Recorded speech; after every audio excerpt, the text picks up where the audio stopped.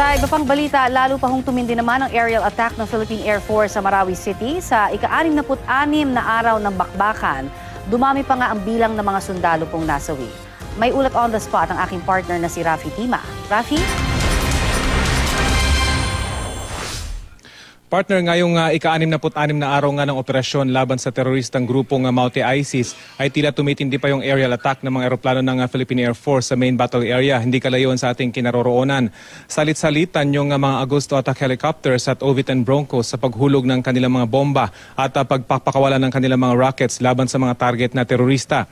Sa kasamaang palad nga ay nadagdagan pa yung bilang ng patay sa hanay ng mga tropa ng gobyerno. Sa ngayon ay umabot na raw sa 114 na sundalo ang nagbuwis ng kanilang buhay para sa pagbawi sa commercial district ng Marawi. Mula sa 100 at siya mula noong mga nakarang araw, ang huling 5 nadagdag sa mga napatay ay dahil umano sa mga improvised explosive device na dinedetonate ng mga terorista. Maliban sa mga IEDs ay hindi raw sinasantabi ng militar ang posibilidad na gumamit ng suicide bombers ng teroristang grupo, bagamat sa ngayon ay wala pa naman umanong insidenteng ganito na namomonitor ang militar. Kanina ay ipinakausap naman sa media ang isa sa 3 star general na sumasama mismo sa kanilang mga tropa sa loob ng main battle area. Si General Alexander Macario, ang pinuno ng Light Reaction Regiment, ay naroon mismo sa battlefield para personal na pangunahan ang operasyon kasama ng mga tawan ng LRR, isang specialized unit ng Philippine Army. Bukod kay General Macario, nasa loob din ng main battle area si General Pahe ng 1st Scout Ranger Regiment at si General Pamonag ng Special Operations Command. Si General Macario, bagamat isang star rank general, ay nag-rescue pa mismo ng isang sundalong tinamaan ng sniper ng teroristang grupo. Kaya naman mataas daw ang moral ng mga tropa ng pamahalaan na nakikipaglaban ngayon sa main battle area dahil kahit mga general ay naroon sa loob at nakikipagbakbakan. Pero kwento ni General Macario, ang ilan sa mga hostage ng grupong Maute ISIS pinagsusuot ng mga uniforme ng teroristang grupo at pinagdadala ng baril at bala, kaya may posibilidad na nadadamay na sila sa operasyon. Nakakalungkot man daw pero yun ang realidad ng gyerang ito ngayon. Sa ngayon, posibleng nasa main mosque pa rin daw sa gitna ng commercial district ang ibang hostages, kabilang na ang paring si Father Chito Suganov. Kaya ingat na ingat yung mga tropa ng gobyerno habang palapit sila ng palapit sa lugar na ito sa kanilang house-to-house clearing operation. Bukod naman kay General Macario ay hinirap din sa media ang isang sundalong ay nirekomendang makakuha ng Medal of Valor, ang pinakamataas na parangal sa AFP.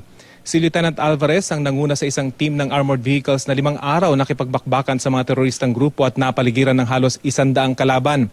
20 lang daw sila noong nang ma-cut off sa iba pang tropa ng gobyerno, kung kaya't ininda nila ang tuloy-tuloy na putok mula sa kalaban hanggang sa ma-rescue sila ng iba pang unit ng militar. 4 ang namatay sa hanay ni Lieutenant Alvarez habang ang 16 sa kanilang kabilang ang opisyal ay sugatan, pero hindi sila na-overrun ng kalaban. Narito ang mga naging pahayag ni Lieutenant Alvarez at General Macario. Kuha nila po kami doon after ng 5 days po na pukpukan na kami lang muna yung nandoon. Na fresh pa sila at buong-buo pa yung mga lakas ng mga kalaban that time.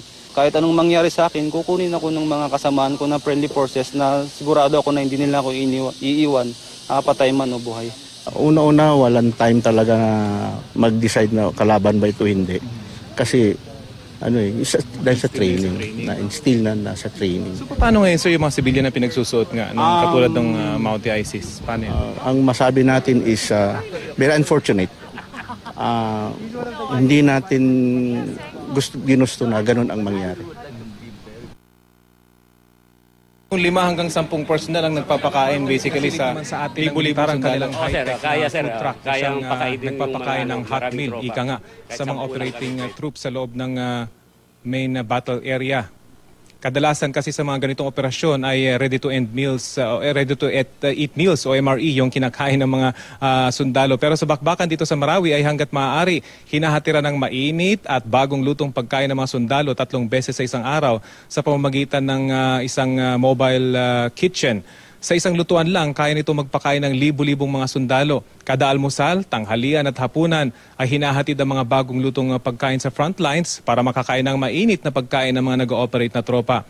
Malaking bagay daw sa moral ng mga sundalo, partner, yung pagkain ng mga bagong lutong kanin at ulam, kaya naman sinasarapan lalo ng mga personnel na ito mula sa Office of the Quartermaster General ang kanilang luto para sa mga kasamang nakikipagbakbakan sa front lines. Narito ang payag ng operator ng AFP Mobile Kitchen.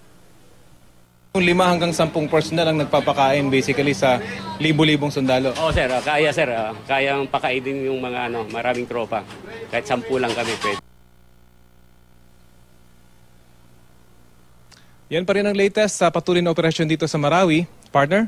Partner, pakiparating mo na lamang sa ating mga magigiting na sundalo ang aming taimtim na pasasalamat sa kanilang pagsasakripisyo. At syempre, mag-ingat ka rin dyan, partner. Maraming salamat, Rafi Tima.